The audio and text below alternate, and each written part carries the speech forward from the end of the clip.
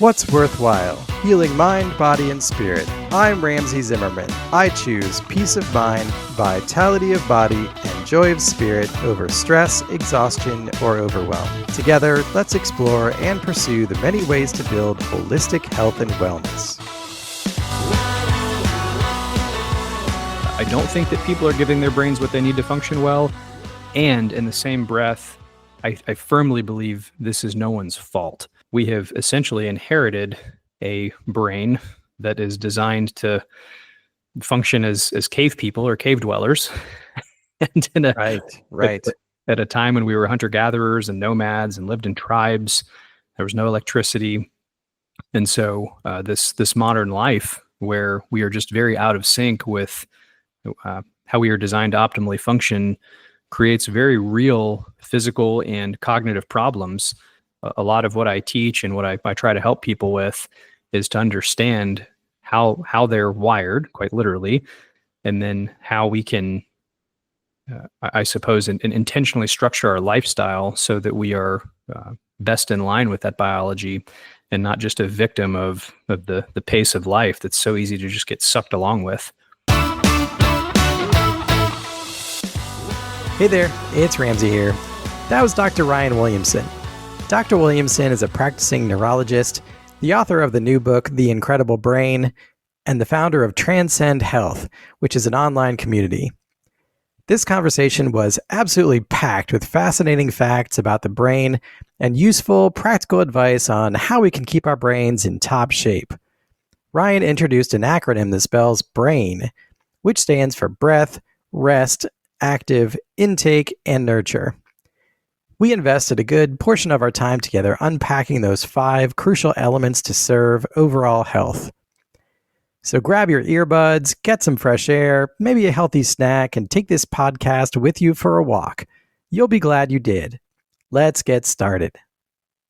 Hey Ryan, how are you doing today? Wonderful, Ramsey. How are you?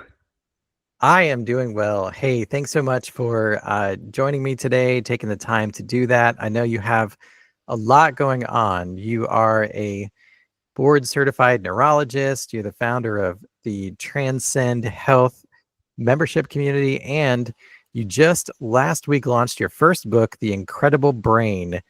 Tell me, how did those book launch events go for you last week? Ramsey, it was quite a week. Yeah. It was my hope to just disseminate more information to people, and the ideas in the book are things that I've been sharing with my patients for years. But the book hit bestseller, so that was just a wonderful surprise. And all week we have already been hearing from people that have purchased the book, from old friends, from colleagues, acquaintances, strangers, that it has already created impact in their life. Wow. And yeah, I mean, this past week has been so emotional because that's all I wanted was just to help other people understand how in control of their health they really are. And I've done my best to express that in the book. And it seems like people are receiving that message. So I am beyond grateful for the experience that has been getting this out into the world. Well, that is wonderful. And I did want to ask you, like, why did you write the book? I mean, writing a book is a big amount of effort. It's a big undertaking, and you already had things going on, but why did you decide to sort of launch into that effort? Yeah, writing a book is a lot of effort for any of your audience members who are considering it. It is not an easy task, I can assure you.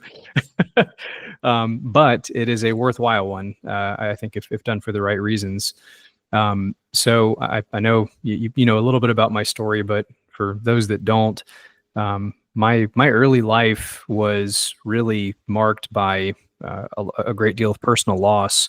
I really opened the book this way with the introduction, but my first memories in life were of attending funerals for family members. And that really led to my desire to go into medicine and try to help more people and relieve suffering. But after getting through all of my training, after becoming a neurologist, and even in my early years in the military, where I started my career in the Navy, I still, by definition, saw pretty young, healthy people. And it wasn't until I left the military in 2022 that I returned to civilian medicine and started seeing older patients again that would show up with just the same predictable, repeatable chronic diseases that would manifest in emergencies like strokes, heart attacks, severe neurologic dysfunction like brain death. I'm diagnosing Alzheimer's and various types of dementias, Parkinson's. And when we look through the literature, anywhere between 70 and 90% of all of our health outcomes are lifestyle based. And it took me a while to get there and to really understand that. But the frustration and the sadness of seeing these, again, repeatable, predictable outcomes that are largely preventable made me realize that there is absolutely a better way for people to live their life, to live a longer life, to be healthier, to create more impact. And, one-on-one, I could share that with maybe younger patients, or even it's never too late to correct course, but we get to a point where we're in the later years of our life and we've missed an opportunity to maintain more function. But that was all swirling in my head, I suppose, and I'd still not taken action. And last June, so this was June of 2024, I finally reached out to a team that I thought could help me get the book done. And 2 days after sending that email and committing to it, my lifelong best friend died completely unexpectedly. Wow. And that was, of all the loss I had with early family members, this was by far the worst thing I've ever been through. And it triggered this deep reflection. And I made the commitment to myself and to everybody else that I could hope to reach, that I was going to do this. And I started my company, Transcend Health, that you mentioned a minute ago, to just try my best to ensure that people are living their best, healthiest lives, and to elevate their cognitive and their physical performance so that they can just do more of what they love for longer and spend more time with their families, working on their business, or whatever is important to them. And that's what we're doing. Yeah. Yeah.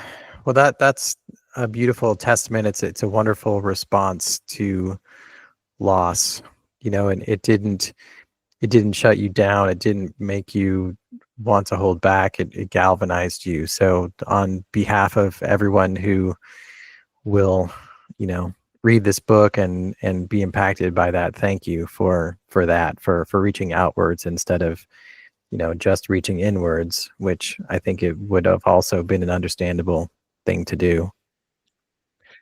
Well, there was certainly a period of grief. So there was a month or two where I was not very functional, but yes, I am thankful that I've invested heavily in my own mental health, and I think this is another message that I want everyone to hear, and that's that I would encourage anybody that ever struggles with any kind of self-doubt, depression, anxiety, relationship issues, anything, to please seek care.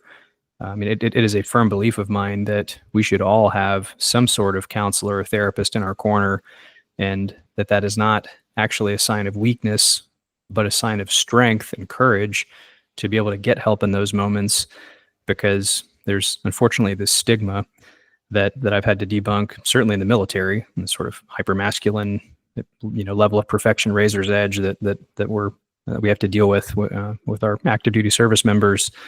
And perhaps more so in kind of the quote unquote baby boomer generation than maybe Gen Z or Gen X.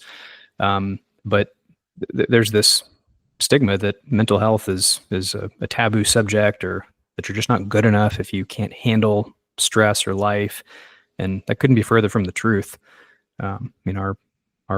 Our feelings, our cognition are all a result of the physical health of our brain. And there are very valid evidence-based ways to maintain our brain health that either, again, elevates our performance and helps us feel better, or that can really rob us of our most important opportunities in life. And again, through my own journey, I'm thankful to have found that and to understand the science behind that. But for anybody, again, that's ever faced that, or has a family member, friend, anyone that's dealing with that, I would please encourage you to look into that and pursue the care that you need. Yes. Yeah. Thank you for saying all of that. And I think you start to sort of make some really good points there that I'd like to build off of. The title of your book is The Incredible Brain, and I'd love to hear some things about why and how, and what are some things that you think is so incredible about the brain. I Our know brain that's a really, huge question, right? That you could go in a million different directions, but what are some of the things off the top of your head, if you will, about what makes the brain so incredible? you're right, Ramsey. There are really infinite directions here. But for starters, the brain is the most sophisticated structure, in my opinion, in the known universe, the human Mm. brain, anyway. And to take that a step further, I truly believe that we have grossly underestimated the complexity of other animal brains, and perhaps even just life in general, plant life, and so on and so forth. And this, anyway, that this gets ethereal fairly quickly, so I'll keep this as narrow as I can. Um, but your brain is a supercomputer, and it processes inputs to generate outputs. And so, through your eyes, your ears, the billions of sensory receptors all throughout your skin and your body, your brain's receiving somewhere on the order of 11 million bits of information every second that it Wow. has to receive, decode, and process. And by the way, your brain is so efficient at this that the level that reaches conscious perception is somewhere on the order of 50 bits per second. So orders of magnitude less for you to be able to narrowly focus on one thing at a time, or else you would just be so overwhelmed that you wouldn't know what to do because of all the streaming information that's coming in. And so to be able to do all of this and then create this uh, beautiful experience we call consciousness, where you can see and taste and touch, smell, think, abstract, converse, love, fear. I mean, it's just it's unbelievable. Yeah, again, I could take a deep dive on Yeah. the motor pathways or the limbic system or the visual pathways. I mean, there's so much, but it really is incredible. I mean, that's one reason that I chose that as the title. I mean, it is a fascinating system. Yeah.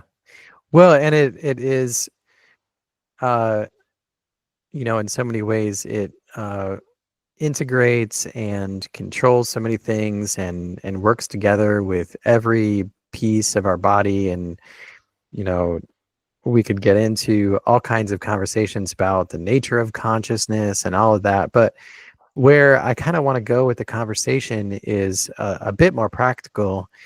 And, you know, I think I know the answer to this question, but do you think that most people, typical people, are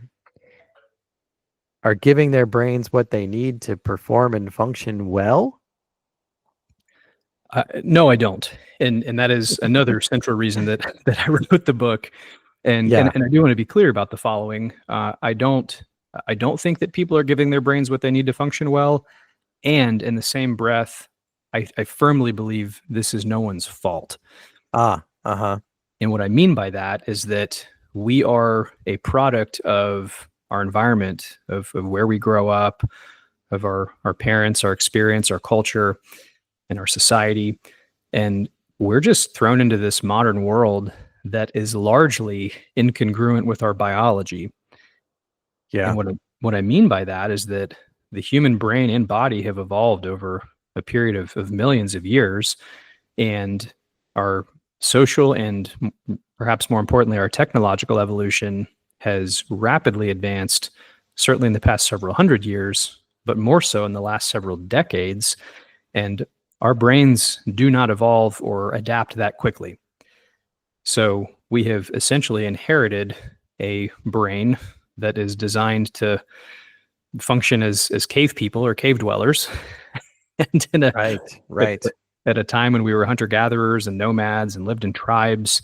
There was no electricity, and so this modern life where we are just very out of sync with how we are designed to optimally function creates very real physical and cognitive problems. And I think when you look at it from that perspective or that lens, it becomes so obvious. And a lot of what I teach and what I try to help people with is to understand how they're wired, quite literally, how they're designed to function, and then how we can, I suppose, intentionally structure our lifestyle so that we are best in line with that biology and not just a victim of the pace of life that's so easy to just get sucked along with. Yeah. Yeah. What I hear you saying is that our brains were developed to respond to, I'm going to describe them as like physical kinds of experiences, physical threats, physical challenges, and not necessarily the types of technological ones that we have. Would you characterize it that way? And then, if so, like what are some of the sort of uh, the mismatches that we have in life today that we were really not designed for, if you will? Oh, absolutely. I think the average day of the average human is very misaligned with their biology and what they're designed to do. Yeah. So let's look at it from the perspective of the hunter gatherer, maybe the cave person. So maybe several thousand years ago, there was no electricity, there was no Costco, there was no there were no cars. So how would we wake up? Well, we'd wake up when the sun would rise, and in fact, this we have really several systems that help wake us up, but light actually penetrating our eyelids, along with this rise in cortisol, the so-called cortisol awakening response, helps turn our brain on and return us to consciousness. And when we would be outside and that light would get into our eyes, that would prime our circadian rhythm for telling our brain and our body that it's time to be active and time to start our day. Rather than there being a pantry full of processed snacks, we typically have to go find food. And so we would, to find food, we'd have to get up and move. So again, we're designed, our bodies are designed to move. And I think exercise is easily, when we look at the evidence, the single most powerful tool in our toolkit to live a long, healthy life. And when we would maybe go happen upon a handful of berries or maybe some roots or small game, whether it's a rabbit or maybe a larger animal, we would have resources to be able to consume these things until we'd have to move again. And so there were periods very likely where we were hungry and we would fast, albeit maybe unintentionally, but that's how the system was designed. And we were moving, burning additional calories in between. Now, as the light wears off and the sun's going down and it's dark, because again, there are no lights, there's no electricity, there are no computers, iPads, TVs, right? No one's sitting watching Netflix. When the sun goes down in that circadian rhythm, which is that 24-hour clock, it's a little longer than 24 hours, but I won't nerd out on that. But in the absence of light and in the presence of darkness, our pineal gland is signaled to release melatonin. And so melatonin helps us fall asleep, and all the movement and maybe the break in food for a period of time, all of that helps us achieve quality deep sleep. And then we start that all over again. Now, the reason I wanted to spend a few minutes on that is fast forward to today. What does our day look like? We wake up to artificial alarms. We turn on artificial light. This immediately stresses our mind and our brain. We don't have to move very far, and we have more calories than our bodies need, which we tend to consume, most of which are processed or ultra processed. Think of sugary cereals and different types of food or fast food, or just insert thing here. We don't go walk to work. We tend to ride in our cars where we're sitting, or we then tend to sit at our desk for 10 or 12 hours a day before we sit on the way home on our commute, before we sit at the dinner table where we overconsume more calories, some of which may be processed, before we sit watching artificial light and Netflix, which, believe it or not, still tells our brain, when we look at the blue and kind of green frequency wavelengths of light, that actually mimics daylight. And so this can delay the release of melatonin for up to 3 or 4 hours before bedtime, which delays the onset of quality sleep. We've not gotten the exercise in. We therefore have poor sleep. We eat too late. Perhaps we ingest alcohol for fun, or maybe caffeine late because we're tired and we're chronically stressed. Those half-lives are rather long and stay in our bloodstream and further interrupt sleep. So we wake up groggy and we do it all over again. And this is the average life of the average person. Very misaligned with our biology. Yes to all of that. I want to dig into a bunch of those things, but I also wanted to sort of throw one more thing into the mix, which is sort of the nature of the challenges that we have and how we're able to respond or not respond.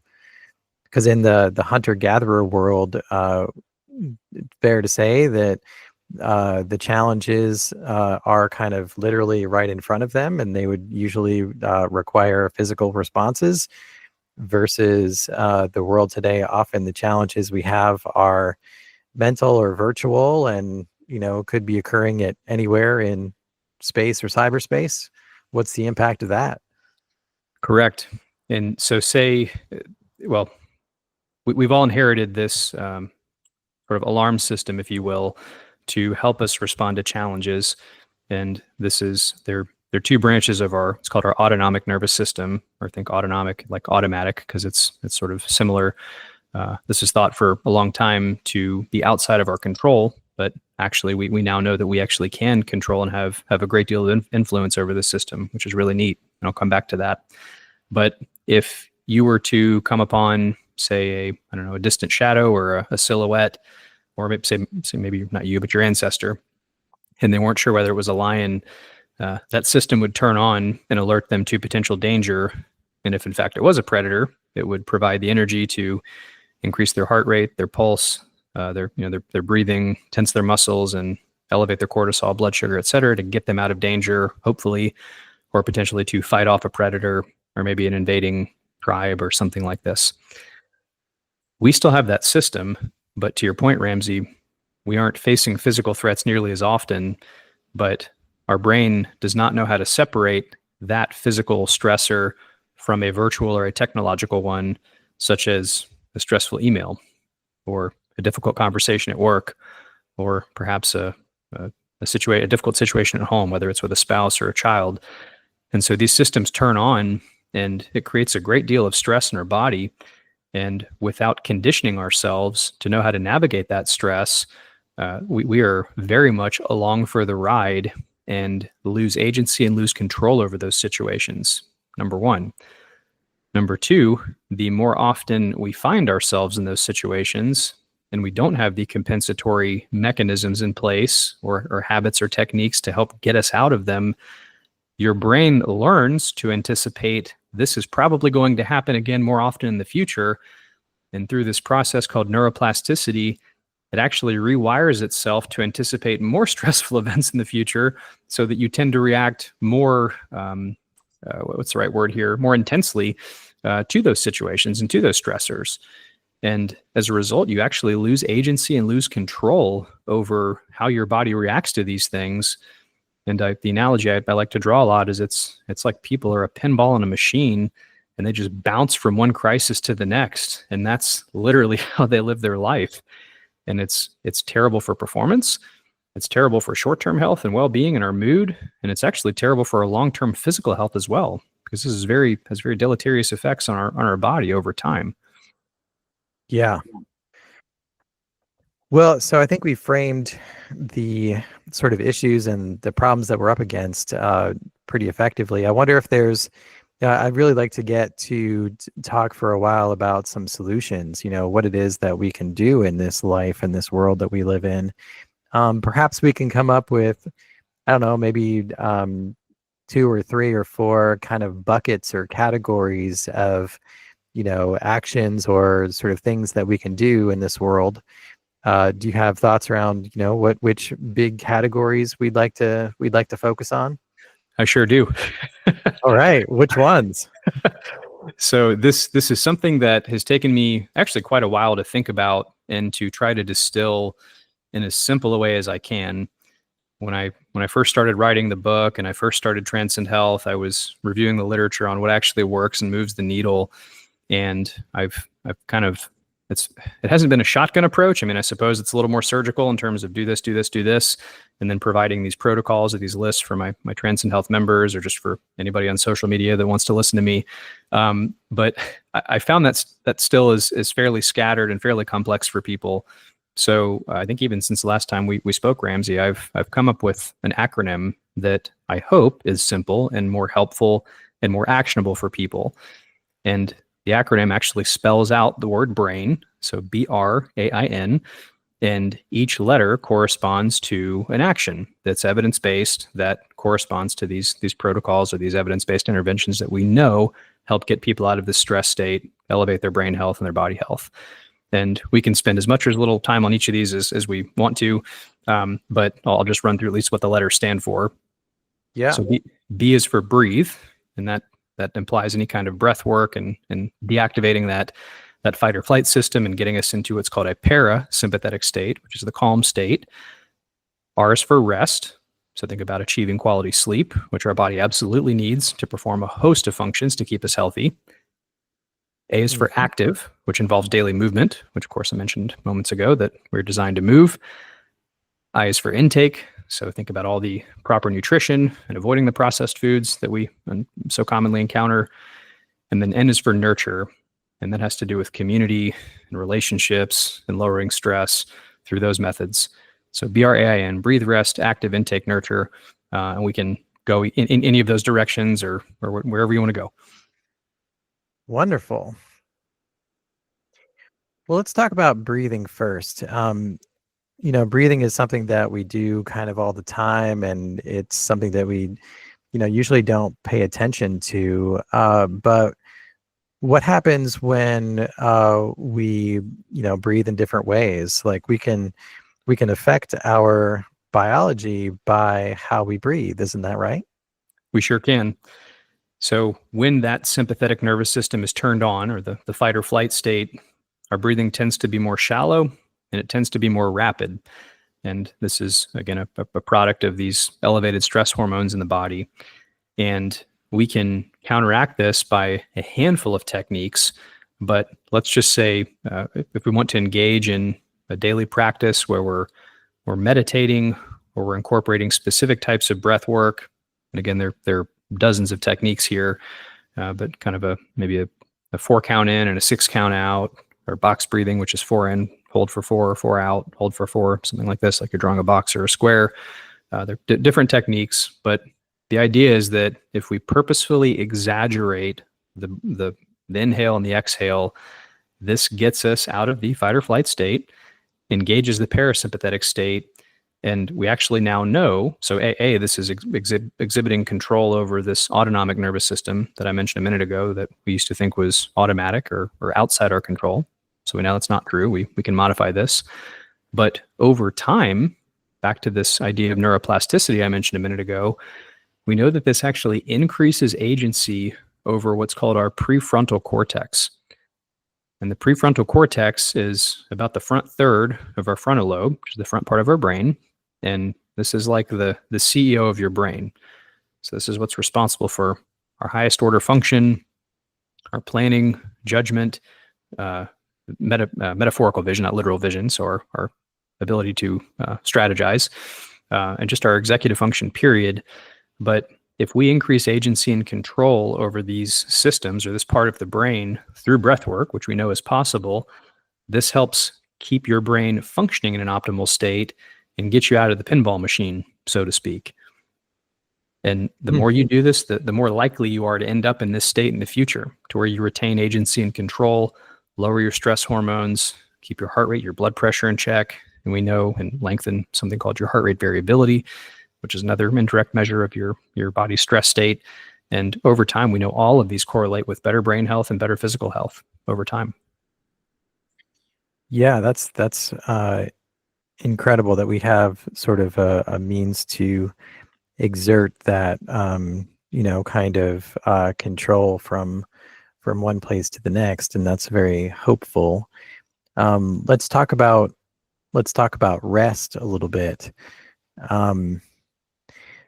So when we sleep, that's giving our body and our brain a break, right? But the brain does a lot during sleep, right? There's multiple different kinds of stages that it goes through and different things that happen in those stages. Why is sleep so essential to the brain and to brain health? Absolutely. Sleep, again, is fascinating. And it's another fascinating feature of the incredible brain, because it is incredible. But sleep is this interesting thing. So think about we sleep for about a third of our entire life. Right? Most people need around 8 hours. Between 7.5 and 9 hours is sort of the range for most people. So 8 on average. And it's not just unique to humans, but this is something that has been preserved across the animal kingdom, and it represents perhaps the single greatest opportunity cost for safety when you think about predators, natural disasters, invading tribes, again, years ago. And that begs the question, why in the world would something like this be conserved through natural selection that would, again, put us in danger of having our genes or our genetic lineage end, right? Potentially with the death of a given member of any species. And the answer, Ramsey, is because it's that important. And to your point, yes, we go through a variety of sleep stages, and sleep is the only time that our brain and our bodies heal from injury or trauma. I mean, physical trauma, literally, or infection or things like this. If we exercise, it's the time our muscles rebuild. When we learn something new, like when we listen to a podcast, that information gets temporarily stored in our short-term memory, but it's not until we actually sleep that it gets converted to long-term memory that we later have access to before it just kind of disappears. That regulates our immune system, our endocrine system. I mean, it just every bodily process is tied to sleep in some fashion. And if we, with respect to the brain in particular, if we are chronically sleep deprived, I think we all know how that feels in terms of performance. If we've ever not slept well and had maybe a test or a big event the next day, we know we're not feeling our best. That's intuitive because we can feel that. But over time, one of the many problems is that we have this actually fairly recently discovered system called the glymphatic system. So if you think of your lymph nodes, if you ever get sick or your neck gets swollen, you feel your lymph nodes get puffy, this is like that, but with a G in front of it, glymphatic. And it's this really intricate fluid flow system in the brain that was discovered about 2012. And we now know that system is only active, or at least is far more active during sleep than in the daytime. And this is a time where we clear out all the metabolic debris that accumulates in our brain throughout the day. And among these is a very important protein called amyloid. And if we are not clearing out that amyloid over time, as this accumulates within our neurons, it can create these plaques, essentially, that can contribute to the formation of Alzheimer's. And so if we are not sleeping, maybe not over a period of days or months, but certainly over years and decades, we now know that this increases the risk of developing dementia and Alzheimer's in particular. So there's a reason right there to achieve quality sleep, if not just to feel better day to day. Yeah. So you're saying that we all need a little brainwashing. Yeah, yes, just not from the news. Yes, exactly. So, I think sleep has got to be maybe like the most underrated activity. People joke that, I'll just sleep when I'm dead. Oh, I hate that phrase. But why do you think sleep is so kind of difficult for so many people? Like what can we do better? What can we do to sleep better? Yes, it is difficult for many people. So I do want to validate that first off. And this gets right back to caveman versus modern life. Yet again, when I think about what people are doing when we wake up, and again, we start our day feeling stressed, we miss out on physical activity, we're often eating too late, and we're staying up late looking at screens. All of these things are notorious for interrupting sleep quality. And what I mean by this is to get back to that idea of this moving and getting morning light. If we don't set that circadian rhythm every single day, this can have massive impacts with respect to throwing that signal off, which again helps keep us awake in the daytime and helps keep us asleep at nighttime. And the whole system is regulated by light. So one of the easiest, most simple things people can do if they wake up around, again, the time the sun comes up, if they're in a climate that supports this, get outside, get about 10 to 15 minutes of sun in your face or your eyes without sunglasses, ideally without any kind of filter. That's okay if the sun is low angle, just sort of look in that general direction.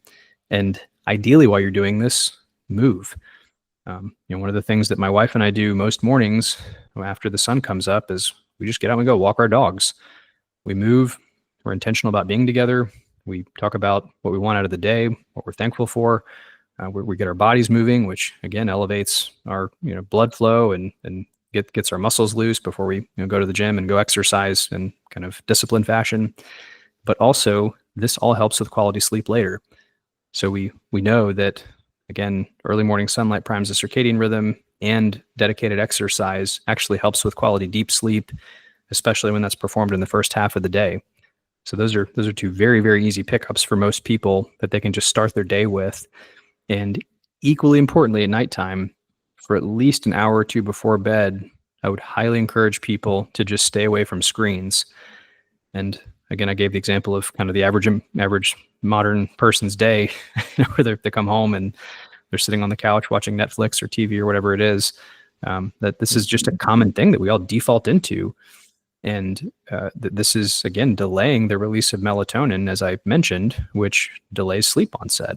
And I think many people are just, unfortunately, accustomed to this default mode of living without being intentional about their day and really not understanding the impact it's having on their biology and why. And so then we're relying on, again, caffeine the next day and underperforming.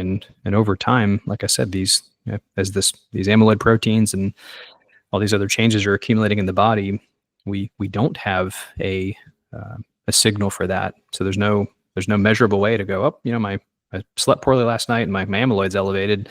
We don't feel that. It just, 30 or 40 years later, we start forgetting things, and then you end up in a neurologist's office and they go, geez, I'm sorry to tell you this, but I think you have Alzheimer's. And this is totally avoidable with the right lifestyle. So we've talked about breath and we've talked about rest, and we've begun to start talking about being active. I think some people really struggle with the idea of getting enough exercise. It's something that we get messages about in January of every year, that we need to, re-up our membership at the gym, and we need to just, go and do this exercise or that exercise. But it seems really intimidating, I think, for some people. But what I'm hearing you say, and I'd love to hear more, is about the idea of just having an attitude of being active. How do you sort of incorporate the idea that we're going to have an active lifestyle and just default to sort of doing things, on your feet as much as you can, instead of, sitting down? That is exactly right. And I think exercise in particular has the most unnecessary resistance around it because of exactly what you just mentioned. I think people are intimidated by maybe signing up for the gym if they've never lifted weights or been in that environment. If they're self-conscious about their image, especially if they're other, quote unquote, gym rats or bodybuilders or something, it's very easy for people to feel nervous about that, or like they don't belong there. Which I understand, although I think that that shouldn't hold anybody back. And anytime I see anyone in the gym, regardless of what they look like, they're getting after it, I do my best to offer words of encouragement, because I'm just so proud of people when they go. But let's forget about the gym for a minute. If any of you have 6 minutes a day, which if you don't have 6 minutes in your day, then you need to seriously reevaluate what your day looks like. I guarantee that you have 6 minutes in your day. It's a question of how are you spending each of those 6 minutes in your day. Of course. So there have been studies that look at people that perform what are called exercise snacks. And this doesn't even have to be 6 minutes at a time. It's actually broken up into 2-minute sessions. So between 2 and 3 times a day, but let's just call it 6 minutes, 6 minutes, but 2 minutes, 3 times a day. And this could be something as simple as air squats. So just kind of, standing in place with your feet shoulder width apart and sort of bending your knees and standing up over and over again for 2 minutes straight. You could do jumping jacks. You could do high knees where you're sort of running in place, but getting your knees up. Mountain climbers where you're in sort of a push-up position, but moving your knees back and forth to your chest. Anything that gets your heart rate up and gets you breathing for 2 minutes at a time. if people can commit to this, especially around mealtime, this is known to lower what's called all-cause mortality, or the risk of dying of anything, by about 40% for 6 minutes a day. 40%. For 40%, 6 minutes a day. So very, very simple, effective intervention for people that don't have the time to go dedicate an hour, hour and a half at the gym or whatever that takes. Now, if we take that a step further, if we look at walking 10,000 steps a day, I think that's a number that people have heard of, probably maybe one or more places. Really, the number is between 8,500 and maybe 11,000 steps or so, with 10,000 being sort of the median there. That lowers all-cause mortality by 38 or 40%, somewhere in that range. That's just by walking. So again, if you, I try to group these things together. So when I mention getting moving in the morning, getting that morning light in, I mean, that 10,000 steps equates to maybe 3.5 miles, somewhere in there, depending on your stride, et cetera. So that may be a little long for somebody to walk in the morning, because that walking pace, that may take an hour, but you get a little bit in here, get a little bit in there. And then again, being intentional about moving throughout your day. So looking at, okay, if I, can walk in the morning, get my light in, rather than sitting in a meeting, or if you're on Zoom or you can phone in, instead of sitting at your desk, can you go outside and take a walking meeting? Or you maybe can take notes on your phone and walk in a park if you have an area to do so. One of my favorites, for example, rather than sit at a desk all day, I have a standing desk. If I'm in my office, I'm standing and typing on my computer, doing podcasts, Zoom calls, whatever we're doing. And I even have an under-desk treadmill or a little walking pad where I can turn that on and get work done and walk at the same time and do both. I tend not to do that when I'm on calls with people, because it can be a little annoying to sort of huff and puff and move and have a motor in the background. So I'm not doing that right now. Plus I'm traveling, so I'm recording this outside my home. But again, these are very simple investments. I mean, forget about the desk and the under desk treadmill, because those maybe cost a couple $100 for each of those. But getting outside and walking on the sidewalk or in a park, that's free. It doesn't cost anything.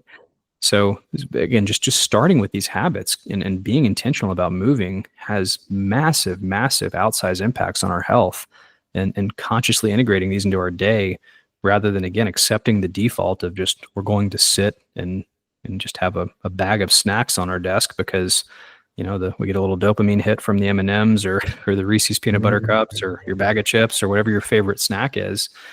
It is no surprise that 60% of Americans have at least one chronic health condition, and the rates of obesity and being overweight are 75%, and that the rates of diabetes and heart disease and high cholesterol and so forth are so high, because we are out of sync with our biology. Yeah. You started mentioning snacks, and let's get to intake. Because what we eat are literally the raw materials of the chemicals that we use inside of our bodies to have the biochemical processes that happen all the time. And I'm curious if you could rattle off maybe some of the foods that are the absolute worst. Like, what are some of the worst things that we tend to feed our brains, and then what are some of the best things that we could be looking for instead? Yes. So without going into, I guess, all the specifics, maybe here's some general principles, because again, diet or nutrition is a very nuanced subject, and everyone has different dietary preferences. There are cultural and religious preferences. I mean, there are allergies. There may be some genetic predispositions. So there's, this nutrition is not a one size fits all, to be clear. So with all of that in mind, of course, as a general rule or a general principle, if we all think about going into the average American supermarket or grocery store, the way that most are organized, 80 to 90% of everything in the middle is by definition processed. We're going up and down the aisles and we're looking at all the boxed and prepackaged foods, not to call out any brands, but I mean, the cereals and the crackers and the cookies and all that stuff, that is all by definition processed and tends to have more artificial ingredients, preservatives, food dyes, synthetic additives, etc., as a general rule. So those are the things that I would generally be more mindful of avoiding. Again, not that there aren't organic versions of different products and less preservatives, etc., but that's general rule. If we look at the periphery, again, as a general rule, especially if we think of organic produce, fresh vegetables, fresh fruits, organic meats like chicken, if people choose to eat animal meat, maybe yogurts, things like this, that's where we want to stay. So again, when we look at the medical evidence, a fresh, whole food, either Mediterranean or plant-based diet, those are the categories of foods that tend to have the lowest all-cause mortality associated with them and the lowest rates of high blood pressure, obesity, diabetes, etc. And I kind of to piggyback on that further, unfortunately, I think our culture has become sort of a victim of this tribe mentality. Again, back to our caveman brain. So we evolved and we sort of grew up in tribes, and so we've created these dietary camps. That, again, not to pick on anyone in particular, but they're camps like maybe the vegan camp.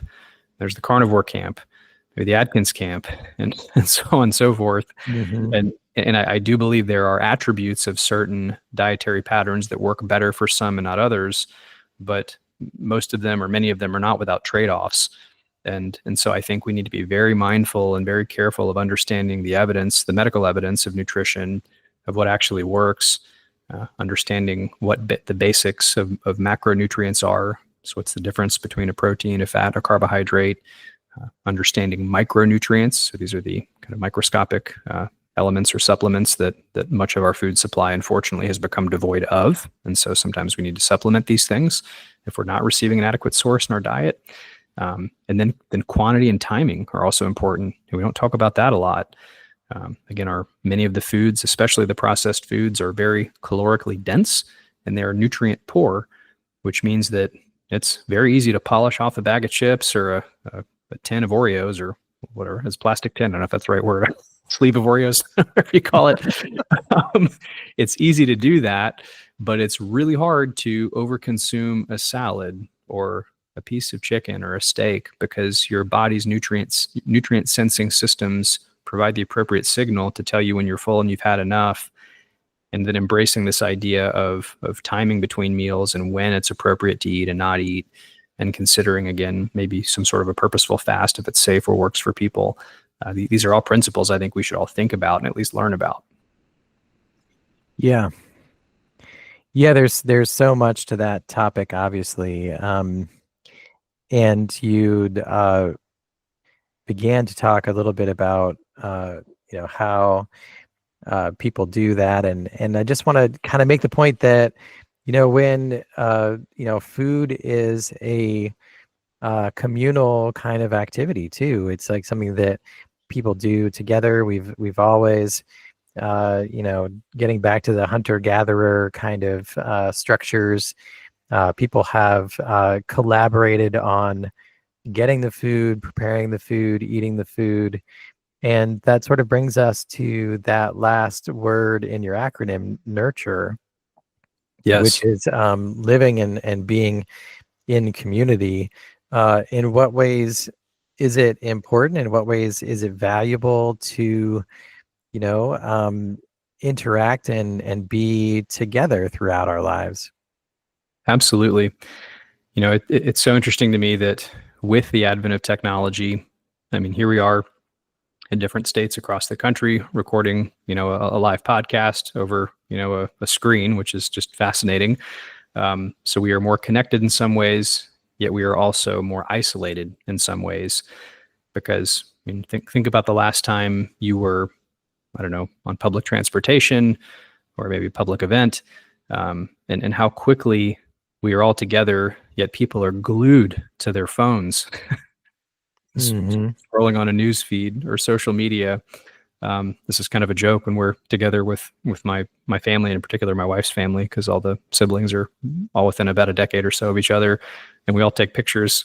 Everyone ends up on their phones. It's like, why are we all sitting here? What are we doing? Yeah. It's like you send a text message to the people who are sitting in the same room. Yeah, exactly. It's insane.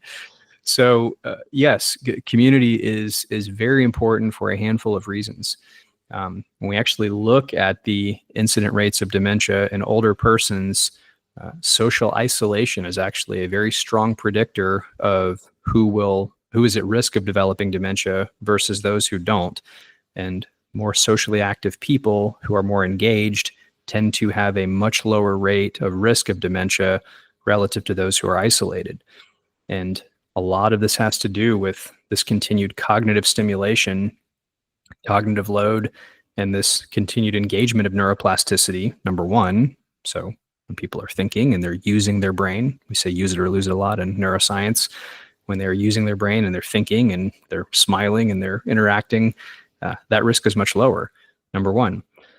Number two, anytime that anyone in your audience has maybe, come home from a long trip to a significant other, or even a pet for that matter. I mean, if you have a dog or a cat or something, I mean, one of my favorite things I look forward to if I come home, or if my wife and I are traveling, we come home to our two little dogs. They're the happiest creatures to see you. Always so happy to see us when we come home. Yes. And it's like, as soon as I do that and I come home, like I feel my stress drop. I mean, and that is a literal physical manifestation of a hormone called oxytocin, which is the bonding and the safety hormone. Same thing if you've ever held hands with a loved one or given them a hug, or shared an intimate moment. That bonding is manifested by releasing oxytocin. And this also happens when we dine together, when we are communal. So what you mentioned a minute ago.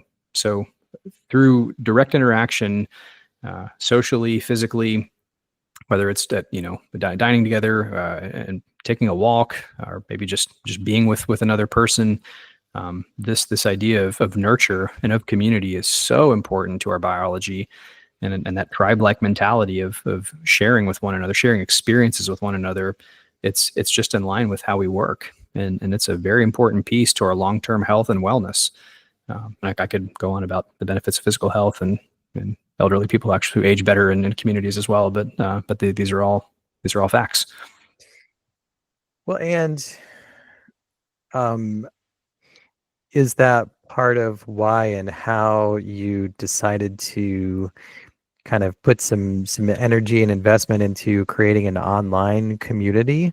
You have, tell us more about Transcend Health and why it is that you thought that it would be, worthwhile and effective to, for people to look at all of this stuff, within a peer group, essentially. Yes, you hit the nail on the head, Ramsey.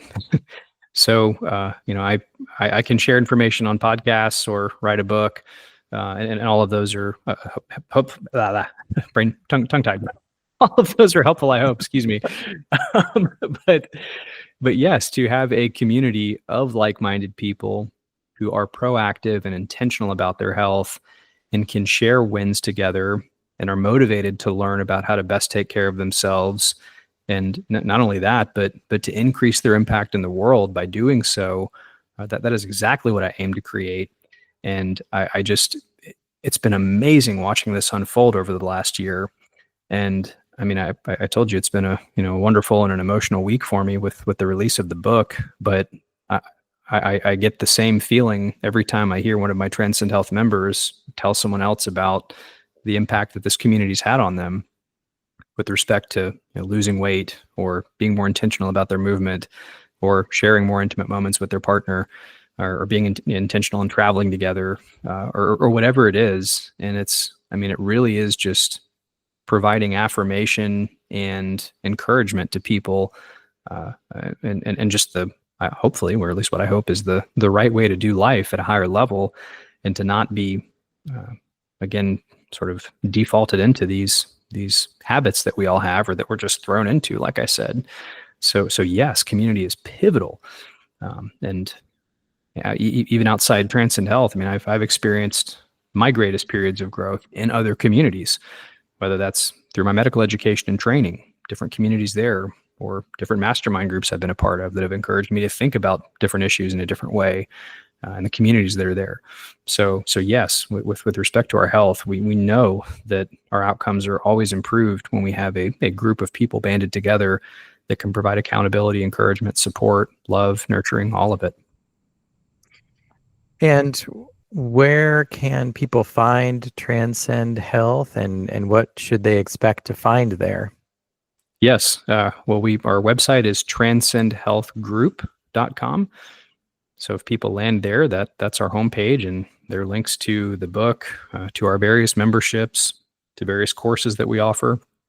I'm actually in the middle of building out the Brain Protocol course. I'm very excited about that. That will be a free offering, hopefully available here in the next month or so, where people can just go. And I also aim to create a free community around this where people can share these ideas together. And then if they want to be a part of many of our paid offerings, where there's sort of a higher level of service and more access to me, and we do Zoom calls several times a month where we get together and share ideas as a group, those are options as well. But again, transcendhealthgroup.com will get people there. Well, that is wonderful. Hey, Ryan, it was so much fun talking to you today. I really appreciate you coming in. Had a great conversation. You should get some rest after your amazing week last week. Thank you so much for all that you do and for bringing wonderful information, not to only, my audience, but to everyone. It's my absolute pleasure, Ramsey. I thank you for having me, and this has been wonderful. Thank you. Looking for more? Visit what'sworthwhile.net to listen to podcast episodes, learn from books and articles, and live better by choosing healthy products and practices. I'm now offering services through Worthwhile Advisors for personal coaching, professional advising, speaking, and group facilitation. If you or your team are ready to reduce stress and anxiety, build vitality and momentum, and accomplish your goals without burning out, then please contact me, Ramsey Zimmerman, through the website or on social media like Instagram, X, or LinkedIn. Thanks.